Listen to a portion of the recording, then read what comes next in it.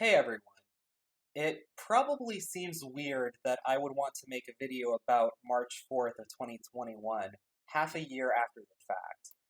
But the simple truth is I was egregiously late to the conversation about the idea that Donald Trump will be reinstated as President of the United States prior to the next election. And I just wanted to turn back the clock a little. I promise I have a reason for this. This topic is controversial for what I think should be obvious reasons. To be clear, I do think there are objective, correct answers to questions about who really won the 2020 election and whether there's any possibility President Biden could be deposed. But I haven't tricked myself into thinking that I can change anyone's mind on this by making a straightforward argument for whatever side I happen to subscribe to. It's not my plan to tell you that you shouldn't listen to conspiracy theories, or that Joe Biden is sitting in a stolen White House, and then to call you a traitor for disagreeing with me. Instead, I want to take a step back and consider the Trump reinstatement narrative on its own terms. I want to examine the consequences if Donald Trump did return to the presidency, and I'm going to be looking at this through the lens of the March 4th hypothesis because it was way more detailed about the how and why of overturning the 2020 result in favor of reinstating Trump. It is true that the August hypothesis about Trump's return was more recent. It's still technically August at time of recording, but the month is almost over, so I think it's safe to treat both deadlines as having expired. So it shouldn't really make a difference which one I choose to analyze. I need to write shorter intros. So the first question that comes up when examining the March 4th hypothesis is, why March 4th?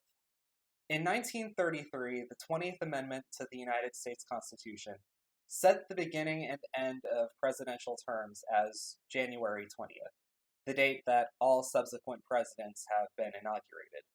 Prior to this, presidential terms began and ended on March 4th, as set out in Article 2 of the Constitution. After President Biden was inaugurated on January 20th, certain elements of the Republican media circle predicted that, despite Biden's inauguration, Donald Trump would be inaugurated as president again on March 4th, pursuant to the Constitution as it existed before the 20th Amendment. So, why? Why would an amendment to the Constitution be thrown in the trash with the effect of there being another presidential inauguration? The answer lies with the District of Columbia Organic Act, which was signed into law on February 21st, 1871. The purpose of this law was to reorganize the government of Washington, D.C., or to incorporate the District of Columbia, which is what it's usually called when you set up a city's government. The power to do this is given to Congress by Article 1, Section 8 of the original text of the Constitution, by the way. However, proponents of the March 4th hypothesis argued that the effect of this law was to unconstitutionally convert the United States from a constitutional republic into a corporation. The March 4th hypothesis predicted that, on that date, Donald Trump would bring an end to the corporation of the United States and restore the constitutional republic of the United States, with him serving as the 19th president after Ulysses S. Grant. I promise I didn't make any of that up. So I'm going to suspend disbelief regarding a couple of steps in this line of thought. For the sake of argument, I'm not going to dispute whether the District of Columbia Act actually transformed the fundamental nature of the United States government.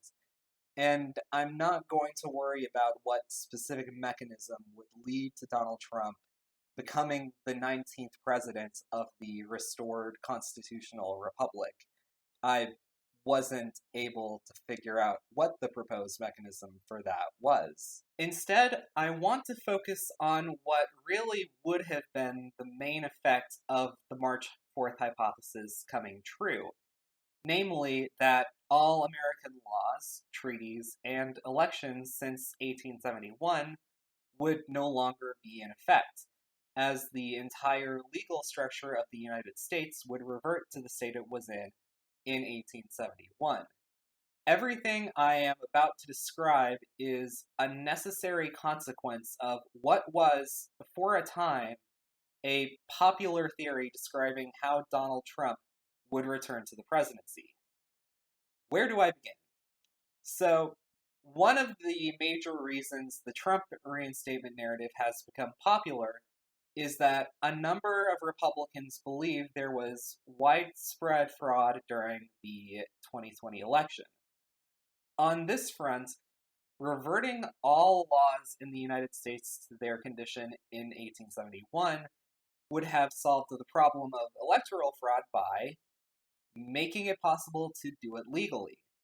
The first state-level laws requiring the use of secret ballots were passed in the 1880s, after the 1871 cutoff date given by the March 4th hypothesis, and the first laws against buying votes were only passed in 1925.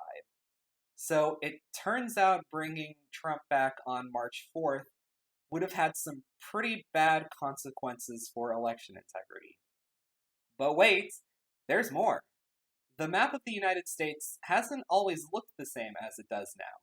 If all laws had been reverted to 1871 as the March 4th hypothesis called for, then 13 states would no longer be states, including 8 solidly red states, just 3 solid blue states, and 2 swing states. Not that anyone's counting. Hawaii would have straight up become an independent nation, while Puerto Rico and Guam would have been ceded to Spain, and the U.S. Virgin Islands would have returned to Danish sovereignty. But wait, there's more. Constitutional amendments ratified after 1871 would have also been nullified under the March 4th hypothesis, which includes every amendment after the 15th. So if you're a woman or someone who's 18, 19, or 20 years old, congratulations! You just lost your right to vote. Also, even if you can still vote, you don't get to vote for your senators. The state legislatures will take care of that, just like in the old days.